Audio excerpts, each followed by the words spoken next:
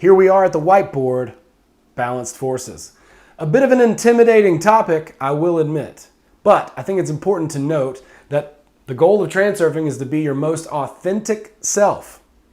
And if we're doing that, then we don't have to worry so much about balanced forces. If you are who you are and you're doing what you're doing, then very likely you're going to be just fine. There's not going to be a lot of turbulence along that path. It's going to happen some, but it shouldn't be so intimidating. The most important thing is to stay positive. Take care, he says, without worrying. Okay? Well, what does that mean? That seems like two of the same. That seems like a...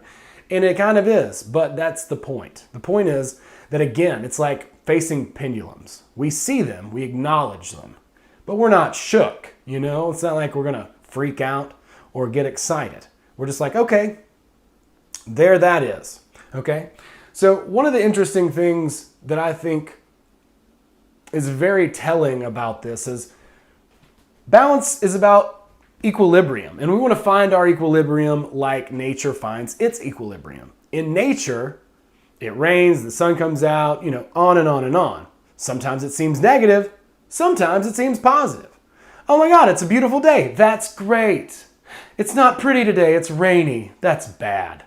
Well, that's very weird thinking because both of those things have to go together and balance each other out in order to make that beautiful day. It has to rain. And in order for the beautiful day, or in order for the vice versa, right? One of the interesting things that I took from this was that as much as we desire something, that's also a lot of times, especially if it's a goal of ours or something that we are trying to attain, that's how much we also doubt it. Okay? So think about it like, I want this thing so much and I put so much excitement into it. Why do I want it so much? Shouldn't I just be able to just walk out and get it? And if it's a loaf of bread and I want a loaf of bread, I will just walk to the store and buy a loaf of bread. Transaction complete. I don't even need a receipt for it. We're all set.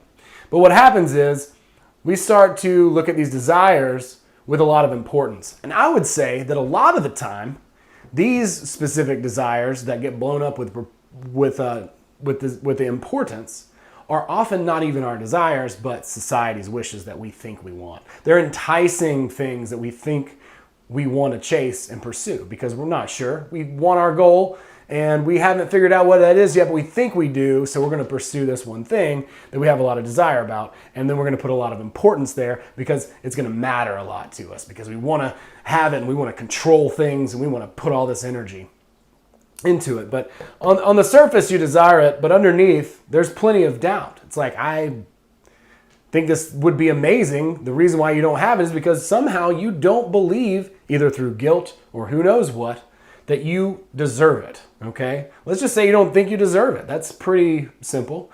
Or maybe, it seems really hard or something. But there's as much doubt as there is desire until we decrease importance. All right. What happens with importance? Importance creates almost like a wind of excess potential, right? Let's say we're trying to sail our boat this way, but we have this huge idea of how important it is to do X, Y, or Z. And so it's like creating this wind against us, and so we can't quite get past it. When we try to manipulate people, when we try and force things to happen in cunning and psychological ways, a lot of times we create a lot of excess potential as well. That's exactly what happens. And so it becomes even harder to reach our goal. The more excess potential that we drum up, the more we try to get A to happen to B. See, the thing is, we're going to get to our goal. We just don't know how. We're here and we're going to get here. And we think that there's this like linear progression that gets us from here to here, but it's not. That's not how it works. And what a lot of people do and why they're unsuccessful or why they have to go the super heavy duty new age route is because they're fighting to get from here to here, to here, to here, to here, to here, to here. When in reality, the path maybe wiggles more. It looks more like this. It's like woo, woo, woo, woo. And so what we want to do is we want to eliminate doubt. And there are ways that we can do that. First of all, think about it like this. Bill Murray gets a script in the mail. Is that a big deal? No, because he's Bill Murray. So, there was a long time of development. Maybe that was a big deal at one point, but eventually it wasn't a big deal anymore. And so it's easy for him to get a script in the mail. That's just how that whole thing operates. So for us, one thing that we can do is we can visualize. We can also take steps toward our goal, and then we're expanding our comfort zone a little bit at a time and getting closer and closer to our goal. A little bit at a time, Kaizen style. And that's great. But one thing that Vadim talks about in this chapter is specifically learning how to emit positivity even during a negative situation. Because here's a lot of times what happens. We get excited when something good happens, and we get bummed out when something bad happens. But without the rain, there couldn't be a beautiful day, right? It takes both. So we need to learn how to take these more negative situations, or situations that we perceive to be negative, and we need to be able to think of them positively. Because again, our goal is here. Let's say we're here. It looks like this. Not like this linear progression, okay? It's undeterminable because of all the variables that are happening between X and Y. Tons of variables there, okay? So it's not going to look, there's going to be times when we're like, oh,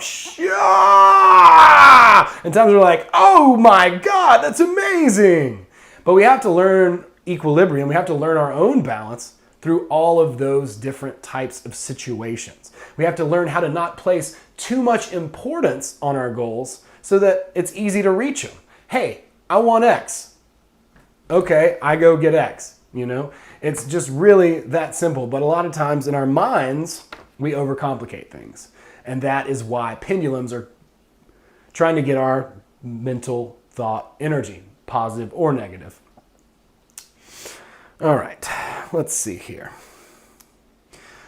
All right, so emitting positivity during negative situations, covered that. Another one is the vaudeville lifeline. Another way to deal with that is the vaudeville lifeline. Make a joke out of it, whatever it is. It can be funny. And at that point, it all just dissipates. That's generally speaking how I like to do it. When I can, and I can't always, but as often as I can, that's what I try to do. I have a decent sense of humor, so. Last point here on balanced forces. Unconditional love. Unconditional love, he says, is the flower in the field that you don't clip and bring inside and put in a water jar. You allow it to be there. You focus on it. You see it. You let it be exactly as it is in that flower field, and you're not going to mess with it. That's unconditional love. Versus dependency. And now dependency is another way that balanced forces and karma can bite you in the ass through judgment. So a dependent love is negative. That's always like, you need to do this or do that or else you don't love me. Well, that creates a ton of excess potential, and it works against you in the relationship because it pushes your partner away from you. Okay? So unconditional love is completely independent of itself. It doesn't need anything or anybody else to be at homeostasis, like complete and total balance. That's where it's at.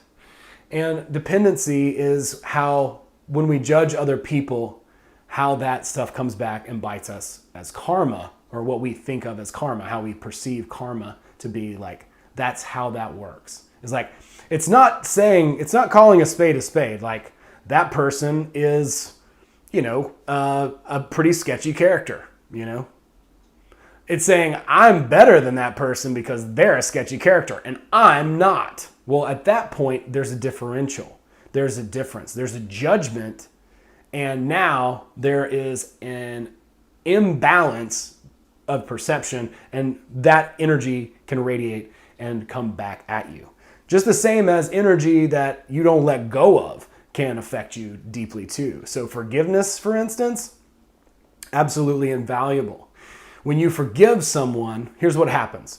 If somebody does something negative to you and it's mean and it hurts, and you hold on to that, then you have still got the charge. So you've got to learn to let go of that.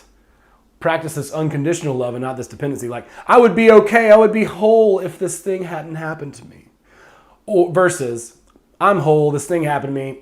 It sucked. Whatever. I forgive. It's gone. So at that point, that charge, that energy, it leaves you and it goes back to its original source. So it goes all the way around and it balances everything out. So balance is a good thing. We just need to know how to navigate it, right? So too much desire, equals importance, equals excess potential, equals, oh, this is even 10 times harder than it should be because I made it that way for myself. So keep it in mind. Negativity will stifle progress. Our goal is to take care without worrying. Take care. Be impeccable. When you rent yourself out, do everything you got to do. If you're at a job you don't like, that's okay. Rent yourself out. Be impeccable with your word. Do everything exactly as asked with a smile on your face. Rent yourself out. Focus on your heart and be your most authentic self. And as you continue to do that, and as you continue to define your goal, eliminating that desire, lessening it by visualization in the moment. We'll talk a lot more about that. And remember that we don't go in a linear progression. We don't go from A to B to C to D to E. It's not how it works. It's wiggly, it's woggly. So we need to learn how to be positive no matter what happens. It's just part of the journey. If something bounces out, that's fine. If you go down a rabbit trail, if you lose it for a couple of months, if you backslide, whatever happens, it really is part of the entire whole, and it's okay.